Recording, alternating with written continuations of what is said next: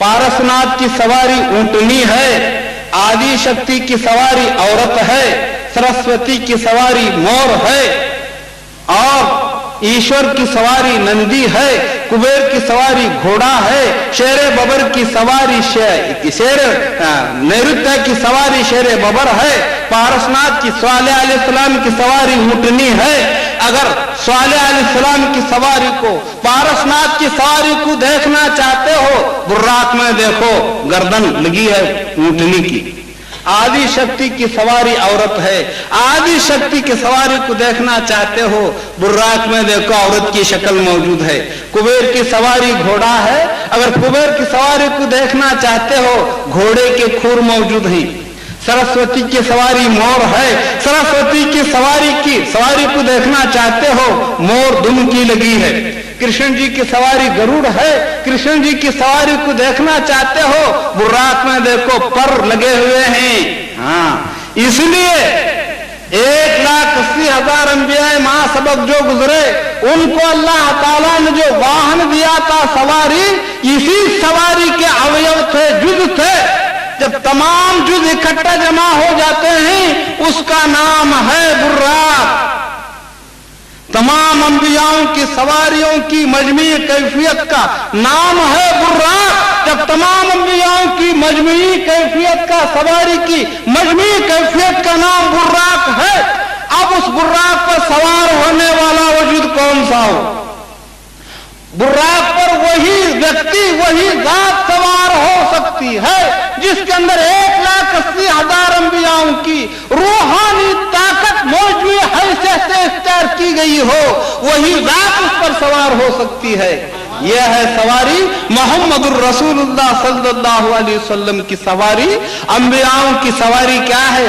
अंबियाओं के इर्तिका, किसी का पहला आसमान है, किसी का दूसरा है, किसी का तीसरा है, किसी का चौथा है, किसी का पांचवा, छठा, सातवां है, लेकिन 7वें आसमान के आगे किसी भी नबी की परवाज हो न सकी। वो भी इंतहाई मुकाम इब्राहिम अलैहिस्सलाम का, इन्नी वज्जहतु वजहिया लिल्लज़ी फतरस समावाति वल अर्दा हनीफन वमा अना मिनल मुशरिकीन। लेकिन जब मुसल्ले पे मुस्लिम खड़ा होता है, सबसे पहले पढ़ता है इन्नी वज्जहतु वजहिया लिल्लज़ी फतरस समावाति वल अर्दा हनीफन वमा अना मिनल मुशरिकीन। यहां से उसकी इब्तिदा होती है। अंबियाओं का जो इंतहाई मुकाम था, हुजूर की उम्मती की यहां से इब्तिदा होती है। इसीलिए नबूवत का दरवाजा बंद कर दिया गया। अब कोई पैगंबर, रसूल, नबी तो मबूस हो नहीं सकता। इस दरवाजे को क्यों बंद किया गया? इसकी हकीकत क्या? जहां अल्लाह ताला ने नबूवत का दरवाजा बंद कर दिया, रिसालत का दरवाजा बंद कर दिया, अब कोई पैगंबर, रसूल, नबी तो मबूस हो नहीं सकता। हाँ, क्या इस दरवाजे को बंद करते हुए अल्लाह ताला तुम पर जुल्म और ज्यादती करना चाहता है?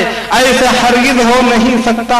आज भी इस कायनात आलम में बसने वाले बनीनो इंसान ही, इनके लिए हिदायत की, नसीहत की जरूरत है। जहां अल्लाह ताला ने नबूवत का दरवाजा बंद कर दिया, अब कोई पैगंबर, रसूल, नबी तो मबूस हो नहीं सकता, वहां विलायत का दरवाजा खोल दिया। हुजूर अकरम सल्लल्लाहु अलैहि वसल्लम हयातुन नबी हैं। आप हयातुन नबी होने का यही सबूत है।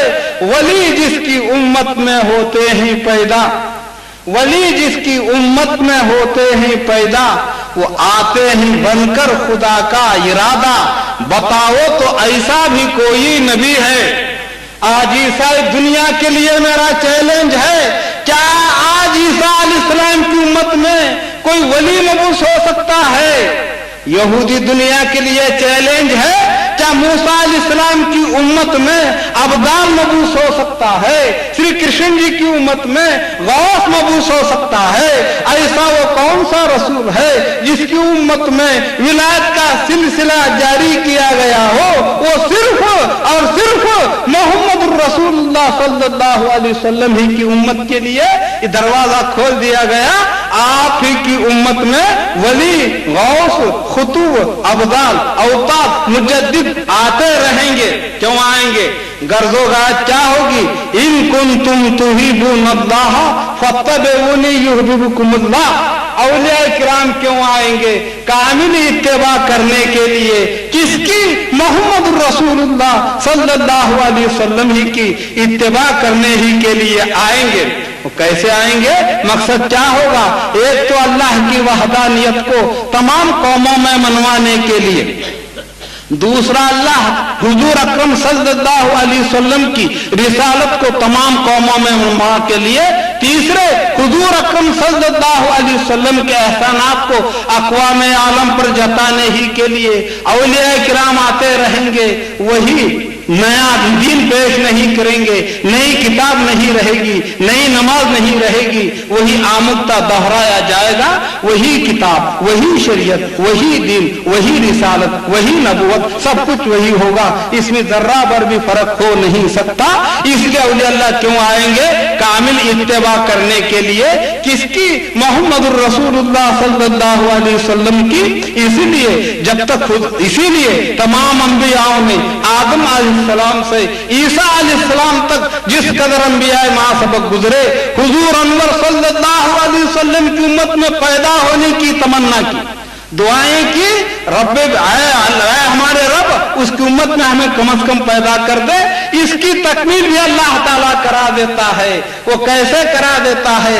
हुजूर अकरम सल्लल्लाहु अलैहि वसल्लम इरशाद फरमाते हैं, अगर ईसा अलैहिस्सलाम को देखना चाहते हो, अबू दर गफ्फारी रज़ी अल्लाह तआला अन्हु को देखो। अगर नूह अलैहिस्सलाम को देखना चाहते हो, उमर फारूक रज़ी अल्लाह तआला अन्हु को देखो। इदरीस अलैहिस्सलाम को देखना है, उस्मान गनी रज़ी अल्लाह तआला अन्हु को देखो।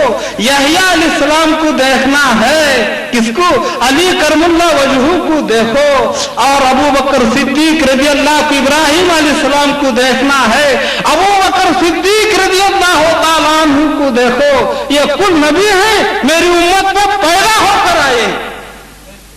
जब तक अंबियाओं का वजूद इस उम्मत में पैदा न हो, जामियत का मुकाम हासिल कर नहीं सकते। इस जामियत के मुकाम को हासिल करने की तमन्ना अंबिया ने की।